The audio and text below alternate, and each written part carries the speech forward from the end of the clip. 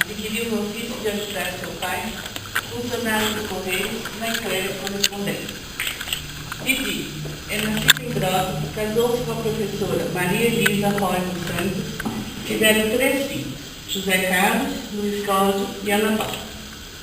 Desde muito jovem, sempre se interessou em cuidar da saúde dos animais. E, embora sem formação profissional veterinária, atuava de forma voluntária, com muita dedicação e êxito nessa área. Dispensando carinho especial aos animais domésticos, sendo inclusive solicitado pelos agropecuaristas para cuidar dos animais de grande porte, onde desempenhou o trabalho com muito amor e dedicação.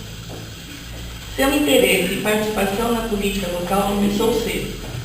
De espírito combativo e de posições firmes, foi um dos fundadores do MDB em Brotas, hoje PMDB, onde, em pleno regime militar, foi presidente do diretório municipal por muitos anos.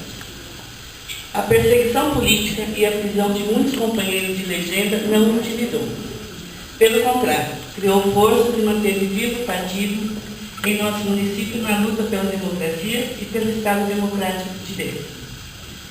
Didi foi vereador em Brotas por 12 anos em 2 legislaturas, de 1977 a 1982 e de 1983 a 1988. Vindo afastar-se de seu mandato na 2ª legislatura, dando lugar a seu suplente, vereador José Tessaro, pois aceitou o convite do então prefeito na época, Pedro Luiz Ragazzi, para ocupar o cargo de secretário municipal de conservação de estradas rurais. Frente à secretaria, desenvolveu um trabalho extraordinário, lembrado até hoje pelos proprietários rurais e moradores do campo. Graças ao conhecimento que tinha do imenso território de nosso município e do desafio que encarou com muita seriedade e competência, deixando como resultado uma infraestrutura que se percebe nas estradas, pontes, mata-burros e acessos que recuperou e construiu.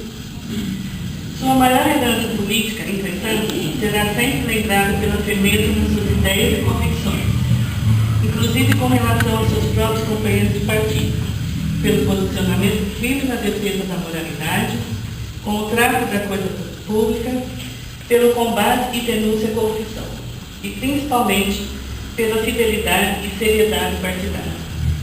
Jurandir Gabriel dos Santos, Didi Carteiro, estará para sempre na memória dos que lutaram ao seu lado e lutam até hoje pelo desenvolvimento de Brotas. Fernanda Ragazzi, presidente do PMDB, Pedro Luiz Ragazzi, vice-presidente do PMDB.